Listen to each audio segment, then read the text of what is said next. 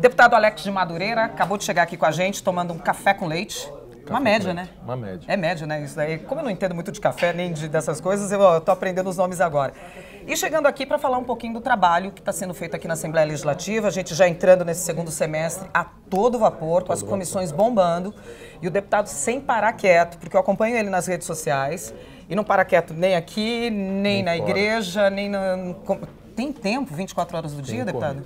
Deveria ter 30 horas o dia, mas em 24 a gente tenta resolver tudo. Rapaz, ó, eu acabei de receber, como é que a gente chama isso aqui? Folder? É. Um folder aqui, ó. Informativo. Um informativo aqui, com os trabalhos que o deputado vem fazendo aqui.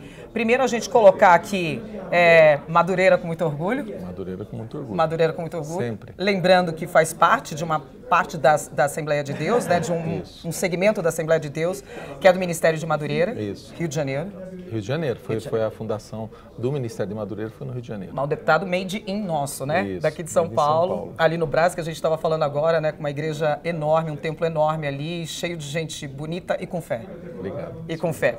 Bom, o deputado está aqui na casa fazendo vários trabalhos, entre eles aí na Comissão de Saúde, também na Comissão de Finanças e Orçamento, e enfim, com vários projetos de lei. Como que está indo, deputado, a Comissão de Finanças e Orçamento? A Comissão de Finanças e Orçamento entrou numa fase agora, além dos projetos que nós analisamos no decorrer do ano, nós tivemos a LDO, né? A Lei de Diretrizes Orçamentárias. Do qual o senhor foi relator. Isso, nós relatamos a LDO e agora nós vamos entrar em algumas outras questões, né? Nós temos aí a aprovação das contas do governador do ano passado, vai chegar aqui na casa.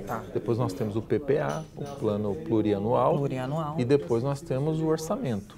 Explica um pouquinho para a gente, o que é a aprovação das contas do governador? É literalmente isso que a gente está... Literalmente a aprovação das contas do governador, né? No orçamento do ano passado, foi destinado um valor que é para ser usado esse ano. Tá. Ou seja, e no orçamento de 2017 foi feito para gastar em 2018. Ok. Né? E assim sucessivamente. Assim vai. Então, essas contas que serão aprovadas é a conta do governador Geraldo Alckmin e a parte do governador Márcio França, que também ficou no final do seu mandato. Isso. Então, essas são as contas que vêm para a Assembleia Legislativa analisar e votar a aprovação ou não dessas contas. Né? Depois se inicia um outro período, que é o Plano Plurianual, o PPA. O que é esse nome difícil, deputado? Plano Plurianual, que todo mundo ouve falar, mas não sei se todo mundo sabe o que é. São índices, são metas para se respeitarem nos próximos 4 anos, né? Entendi. Então, basicamente isso. É muito técnico, né? Que passa aqui por essa casa. Passa aqui por essa casa, pode receber emendas, né?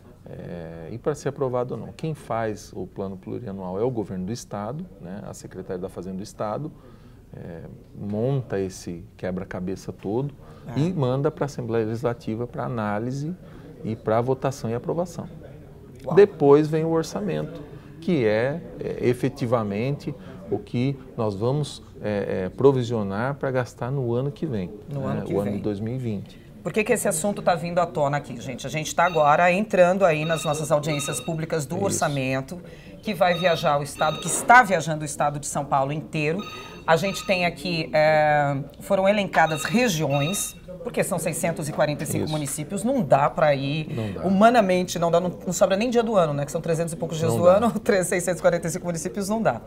E são 19 regiões que foram escolhidas desta vez. O deputado vai fazer parte aqui de pelo menos 4 cidades. 4 cidades, são 4 regiões. Até falar aqui, se não me engano, Presidente Prudente, Ribeirão Preto, Barretos e Piracicaba. E Piracicaba. E Piracicaba, que é a minha cidade, então fiz questão de pedir ao presidente que nos indicasse para fazer ali a audiência pública, né? Será na Câmara Municipal, como em todas as cidades. Um ou outro, acho que vai ser numa ETEC ou alguma coisa assim, mas acho que 90%. É feita na Câmara Municipal dos municípios. E as audiências públicas, elas servem basicamente para isso, para ouvir a população, ouvir os vereadores, os prefeitos, quais são as reais necessidades lá na ponta. O senhor já sabe quais são, por exemplo, de Piracicaba, o senhor que vai sempre para lá, tudo? Dá para já falar assim, Silvia, é ali que... Piracicaba, eu creio que nós vamos ouvir falar a respeito de saúde, Tá. né? Nós vamos ouvir falar a respeito de educação, Tá. para que seja investido mais em educação. E lógico, você ouve questões específicas, Silvia, não são áreas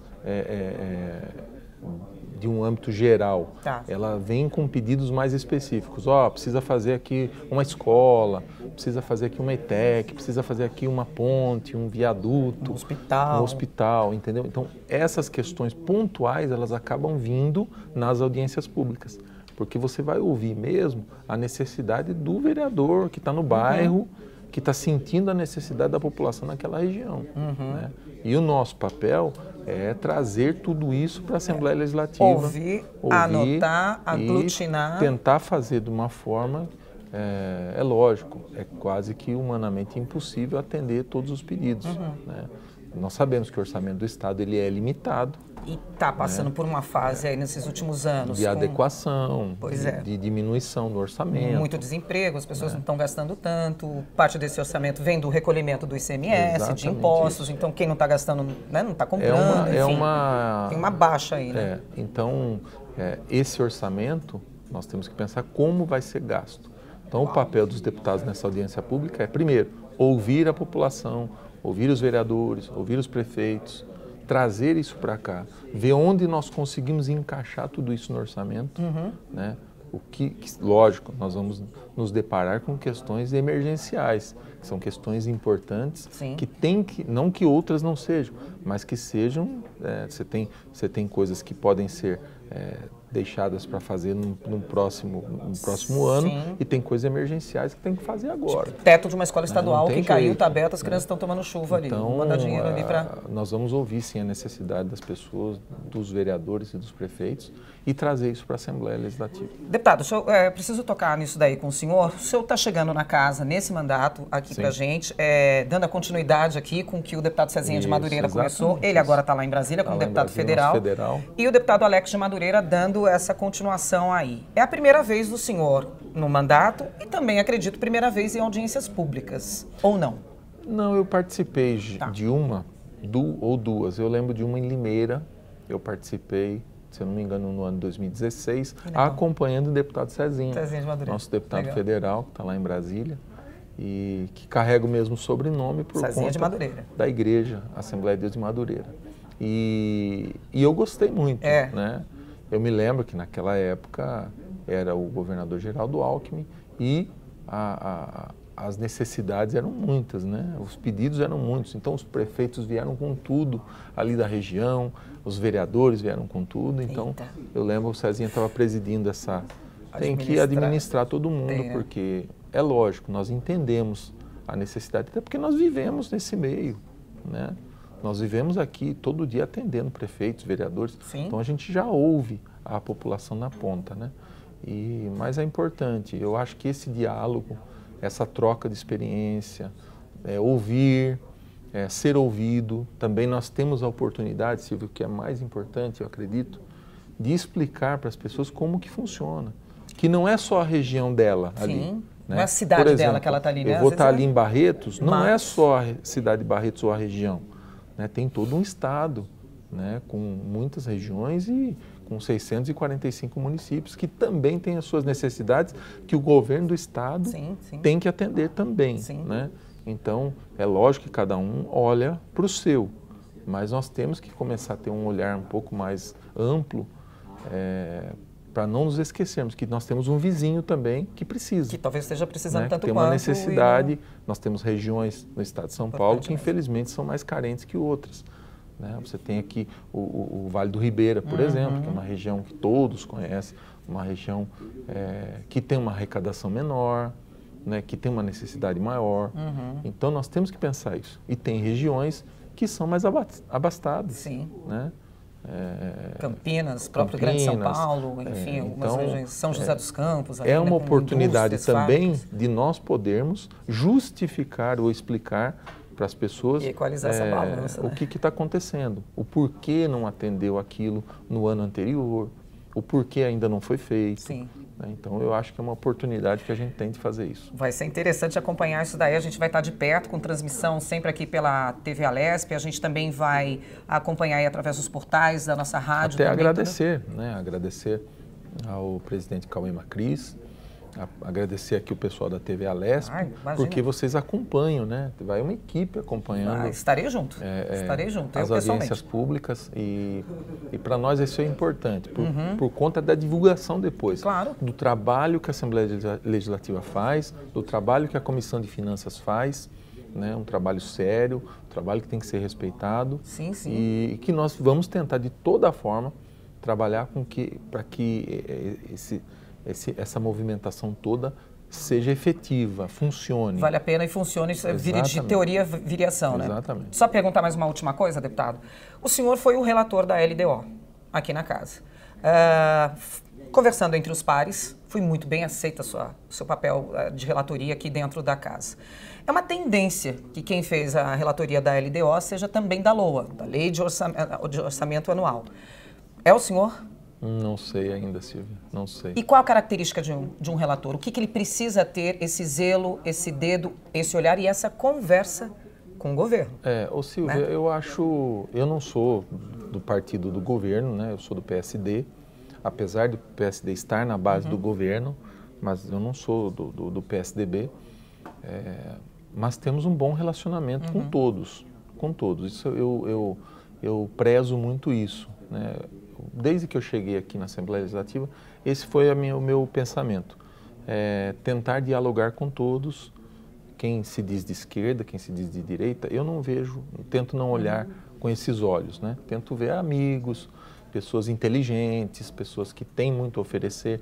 Então eu quero aprender. É a mescla da população aqui dentro. E nós temos o Estado de São Paulo aqui, né? Uns representam segmentos, outros representam regiões, outros representam cidades, outros representam sindicatos. Então nós temos aqui a representação da população do Estado de São Paulo, né? Uns representam ideologias.